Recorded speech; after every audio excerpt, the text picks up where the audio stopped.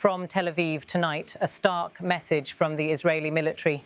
For the first time, officials are claiming control over nearly half of Gaza's largest city, 40%. An exact figure offered by the army spokesman signals both confidence and escalation. It comes as tens of thousands of reservists are being mobilized, a move Israel says is critical to deepening its campaign against Hamas. Today, we hold 40% of the territory of Gaza City. The operation will continue to expand and intensify in the coming days. Hamas will meet the IDF forces in Gaza City in full force. We will increase the pressure on Hamas until it is defeated, said Effie Defrin, Israeli army spokesman.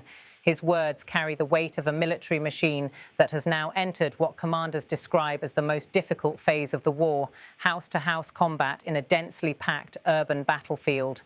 For months, Gaza City has been at the heart of Israel's campaign. With a pre-war population exceeding 500,000, its streets, alleys and subterranean tunnels have long been described as a fortress for Hamas. To say Israel now controls 40% is to claim a turning point. Yet the figure also raises questions. Independent verification is nearly impossible.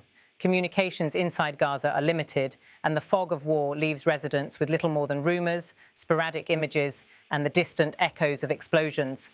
This week, we began to mobilise tens of thousands of reservists in preparation for the deepening of the attack on Hamas in Gaza City. The reservists constitute a force multiplier for the regular forces and are now joining the manoeuvring forces, Defrin continued. Tens of thousands of Israelis, men and women who weeks ago were teachers, engineers or shopkeepers, are now back in uniform. They've been called not just to patrol borders or guard facilities, but to enter Gaza itself. The Israeli army describes them as a force multiplier, boosting the regular brigades with fresh manpower and logistical support. Mobilising such a vast number of reservists is not without precedent in Israel's history. The Six-Day War of 1967, the Yom Kippur War of 1973, and even the Lebanon conflict saw entire segments of Israeli society suddenly transformed into fighting units. But this moment feels different. The Gaza operation is not a swift, open desert battle. It is urban warfare, block by block, floor by floor, tunnel by tunnel. Israeli officials warn that the coming days will be costly and that the human toll on both sides will climb. Inside Gaza, residents face a nightmarish reality. Every advance by the Israeli army means another wave of displacement. Families carry what they can, leaving behind homes that may never be returned to.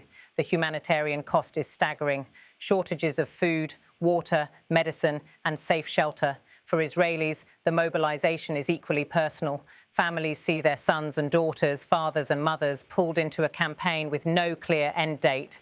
The language of force multipliers and territorial control is military, but the emotions are deeply human: fear, resilience, and uncertainty.